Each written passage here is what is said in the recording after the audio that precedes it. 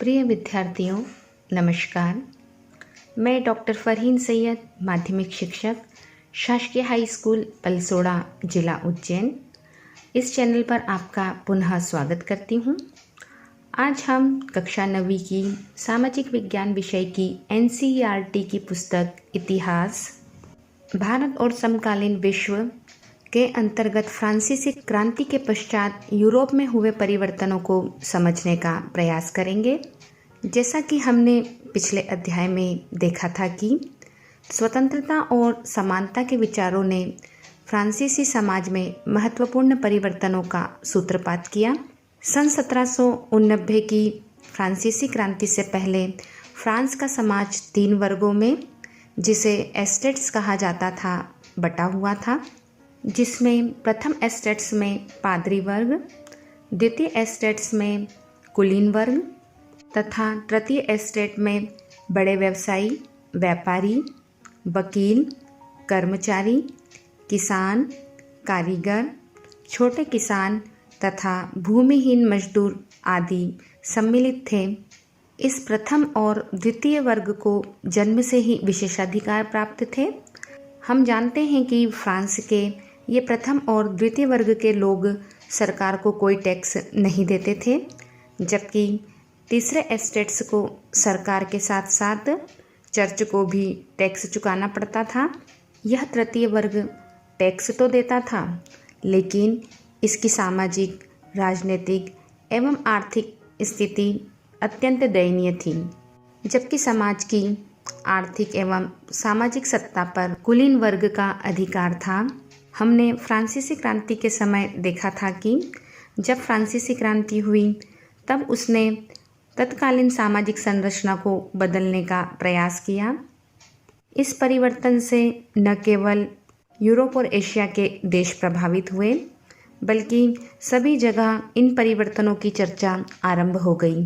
भारत में भी राजा राम मोहन राय, जिन्हें भारतीय नवजागरण का अग्रदूत कहा जाता है, तथा एक एंग्लो इंडियन युवक हेनरी विवियन डेरेजियो, जिसने कलकत्ता में 1784 में एशियाटिक सोसाइटी नामक संस्था की स्थापना की थी, ने फ्रांस की क्रांति के महत्व को समझते हुए भारत में स्त्री शिक्षा एवं उनके अधिकारों की मांग करते हुए प्रेस की स्वतंत्रता, जमींदारों की निरंकुशता पर प्रतिबंध एवं उच्च सेवाओं में भारतीयों की नियुक्ति आदि की जोरदार मांग की। लेकिन इस समय तक यूरोप के बहुत सारे लोग इस आमूलचूल परिवर्तन के पक्ष में नहीं थे।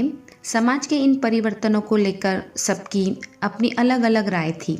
बहुत सारे लोग इस बदलाव के लिए तैयार तो थे, लेकिन वे चाहते थे कि ये बदलाव धीरे धीरे हो, जबकि एक गुट या खेमा यह चाहता था कि समाज का आमूल पुनर्गठन हो। इस तरह 3 तरह के गुट बन चुके थे, जिसमें कुछ रूढ़िवादी, जिन्हें कंजर्वेटिव कहा गया थे, तो कुछ उदारवादी थे, जिन्हें लिबरल कहा गया, तो कुछ आमूल परिवर्तन के पक्ष में थे। इन आमूल परिवर्तनवादियों को रेडिकल कहा गया। आइए हम इन तीनों नए गुटों को समझने का प्रयास करते हैं। रूढ़िवादी, उदारवादी और रेडिकल समाज में हुए परिवर्तनों के समर्थकों के समूह को प्रस्तुत करते थे। यहाँ हमने देखा कि उदारवादी, जिसे लिबरल कहा जाता है, यह उन लोगों का समूह था जो एक ऐसे राष्ट्र का निर्माण करना चाहते थे जिसमें सभी धर्मों को बराबर का सम्मान और स्थान मिले। जबकि आपको पता होगा कि उस समय के यूरोप के देशों में प्रायः किसी एक धर्म को ही ज़्यादा महत्व दिया जाता था। जैसे ब्रिटेन की सरकार चर्च ऑफ इंग्लैंड का समर्थन करती थी, जबकि ऑस्ट्रिया और स्पेन कैथोलिक चर्च के समर्थक थे। लेकिन उदारवादी तो सभी धर्मों को बराबर महत्व देना चाहते थे। साथ ही ये लोग परंपरावादी, वंश पर आधारित शासकों की अनियंत्रित सत्ता के विरोधी थे। ये लोग चाहते थे कि ऐसी सरकार बने जो व्यक्तियों के अधिकारों की रक्षा करे। सरकार के पास किसी भी व्यक्ति के अधिकारों को छीनने का अधिकार ना हो। उदारवादी गुट प्रतिनिधित्व के आधार पर चुनी हुई सरकार के शासन के पक्ष में थे, जो शासक या अधिकारियों के प्रभाव से मुक्त होकर और सुप्रशिक्षित न्यायपालिका द्वारा बनाए गए कानूनों के अनुसार शासन कार्य का संचालन करें। जैसा कि आपको पता है कि सरकार को चुनने का अधिकार लोकतंत्र में होता है और लोकतंत्र में सभी वयस्क नागरिकों को वोट देने का भी अधिकार प्राप्त होता है, जिसे कि सार्वभौमिक वयस्क मताधिकार कहा जाता है। लेकिन उदारवादी सभी नागरिकों को वोट देने के पक्ष में नहीं थे। उनका मानना था कि वोट देने का अधिकार केवल उन्हीं लोगों को दिया जाए जिनके पास संपत्ति हो। इसके विपरीत दूसरा जो समूह था रेडिकल, वह ऐसी सरकार को बनाने के पक्ष में था जो देश की जनता के बहुमत के समर्थन पर आधारित हो। इनमें से बहुत सारे लोग महिला मताधिकार आंदोलन के भी समर्थक थे, क्योंकि इस समय तक यूरोप में महिलाओं को वोट देने का अधिकार प्राप्त नहीं था। महिलाओं को इस अधिकार और इस हेतु अनेक महिला मताधिकार आंदोलन उस समय चलाए जा रहे थे। उदारवादियों के विपरीत ये लोग बड़े जमींदारों और संपन्न उद्योगपतियों को किसी भी तरह के विशेषाधिकार को देने के खिलाफ थे। ये लोग निजी संपत्ति के तो विरोधी नहीं थे, लेकिन समाज के केवल कुछ ही लोगों के पास संपत्ति के संकेंद्रण का विरोध जरूर करते थे। अर्थात रेडिकल समूह के जो लोग थे वे लोग चाहते थे कि ऐसी सरकार बने जो कि बहुमत के आधार पर चुनी गई हो और उस चुनाव में महिलाओं को भी वोट देने का अधिकार हो। साथ ही समाज में जमींदारों या बड़े उद्योगपतियों को किसी भी प्रकार का कोई विशेष अधिकार प्राप्त नहीं हो और निजी संपत्ति सभी लोग रखें, लेकिन ऐसा ना हो कि यह संपत्ति केवल समाज के कुछ ही वर्ग विशेष के लोगों के पास इकट्ठी हो जाए। इसी तरह रेडिकल तथा उदारवादी गुट के विरुद्ध तीसरा तबका था रूढ़िवादी। रेडिकल तथा उदारवादी गुट के विरुद्ध तीसरा गुट था रूढ़िवादी। रूढ़िवादी लोग फ्रांसीसी क्रांति के बाद बदलाव की ज़रूरत को तो स्वीकार करते थे, लेकिन ये लोग चाहते थे कि परिवर्तन के साथ ही अतीत का भी सम्मान किया जाए, अर्थात अतीत को पूरी तरह से बदला ना जाए और बदलाव की यह प्रक्रिया धीमी हो। इस तरह फ्रांसीसी क्रांति के बाद उत्पन्न हुई राजनीतिक उथल पुथल के दौरान सामाजिक परिवर्तनों पर आधारित इन विविध विचारों के बीच काफ़ी टकराव हुए और इन्हीं टकरावों ने आगे चलकर यूरोप में सामाजिक, राजनीतिक और आर्थिक परिवर्तन को दिशा प्रदान की। फ्रांसीसी क्रांति के पश्चात इन विचारों ने एक नए युग का सूत्रपात किया। यह युग यूरोप में गहरे सामाजिक एवं आर्थिक बदलावों का समय था। यह एक ऐसा समय था जब नए नए शहर बस रहे थे और नए नए औद्योगिक क्षेत्र विकसित हो रहे थे। रेलवे का काफ़ी विस्तार हो चुका था और औद्योगिक क्रांति संपन्न हो चुकी थी, जिससे नए नए उद्योगों एवं कल कारखानों की स्थापना हो गई थी। जैसा कि आप जानते हैं कि उद्योगों में या कारखानों में काम करने के लिए श्रमिकों की आवश्यकता होती है, अतः कई महिलाओं, पुरुषों और बच्चों को इन कारखानों में काम मिल गया। काम के घंटे यानी उनकी पाली बहुत लंबी होती थी और इसके बदले में उन्हें मजदूरी बहुत ही कम मिलती थी। इस समय यूरोप में बेरोजगारों की समस्या आम बात थी।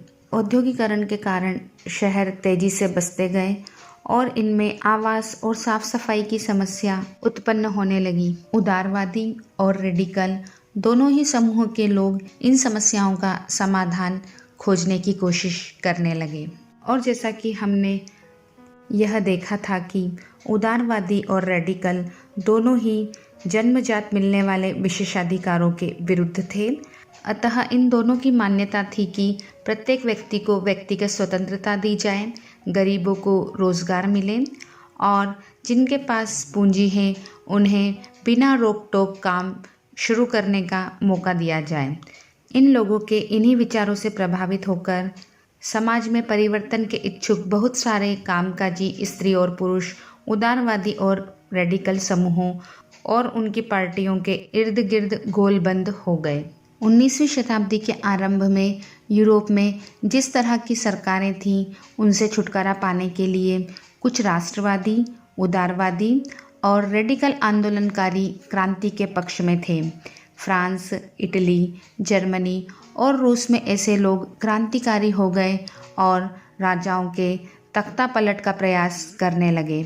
इनमें राष्ट्रवादी कार्यकर्ता क्रांति के जरिए ऐसे राष्ट्रों की स्थापना करना चाहते थे जिनमें सभी नागरिकों को समान अधिकार प्राप्त हो। समाज के इस पुनर्गठन ने आगे चलकर जिस विचारधारा को धारण किया वह समाजवाद थी। 19वीं सदी के मध्य तक यूरोप में समाजवाद एक जाना पहचाना विचार था। आइए अब हम देखते हैं कि समाजवाद क्या था। समाजवादी विचारधारा के जो लोग थे वे लोग निजी संपत्ति के विरोधी थे, अर्थात वे लोग मानते थे कि संपत्ति पर निजी स्वामित्व होने पर ही सारी समस्याएं पैदा हो जाती हैं। उन लोगों का ऐसा मानना था कि संपत्ति बहुत सारे लोगों के पास तो है और वो अपनी इस संपत्ति से दूसरे लोगों को रोजगार भी देता है, लेकिन समस्या यहाँ पर आ जाती है कि संपत्तिधारी जो व्यक्ति होता है वह जो मुनाफा होता है उसे सिर्फ अपने मतलब तक रखता है या उस मुनाफे को अपने पास रख लेता है, जबकि वह उन लोगों के बारे में नहीं सोचता जिसने उसे संपत्ति में मुनाफा कमा कर दिया है। इसलिए समाजवादी चाहते थे कि अगर संपत्ति पर एक व्यक्ति की जगह पर अर्थात एक व्यक्ति के स्थान पर पूरे समाज का नियंत्रण स्थापित हो जाए तो जो हित होंगे या जो मुनाफा होगा वह सभी लोगों में अच्छी तरह से बढ़ जाएगा या सभी लोगों को उस मुनाफे का फ़ायदा मिलेगा। इस बदलाव के लिए समाजवादियों ने बड़े पैमाने पर अभियान चलाया। इनमें से कुछ समाजवादी कोऑपरेटिव यानी सामूहिक उद्यम में दिलचस्पी रखते थे। क्या कहा यहाँ पर मैंने? कुछ समाजवादी कोऑपरेटिव यानी सामूहिक उद्यम। कोऑपरेटिव का अर्थ होता है ऐसे लोगों का समूह जो मिलकर चीज़ें बनाते थे और मुनाफे को प्रत्येक सदस्य द्वारा किए गए काम के हिसाब से आपस में बांट लिया करते थे। इस दिशा में इंग्लैंड के जाने माने उद्योगपति जिनका नाम रॉबर्ट ओवेन था, उन्होंने इंडियाना अमेरिका का पुराना नाम है। इंडियाना में नया समन्वय के नाम से एक नए तरह के समुदाय की रचना का प्रयास किया।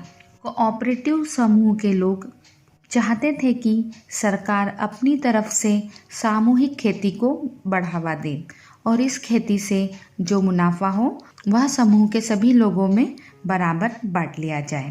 इसी तरह फ्रांस में लुई ब्लांक चाहते थे कि सरकार पूंजीवादी उद्यमों की जगह सामूहिक उद्यमों को बढ़ावा दे।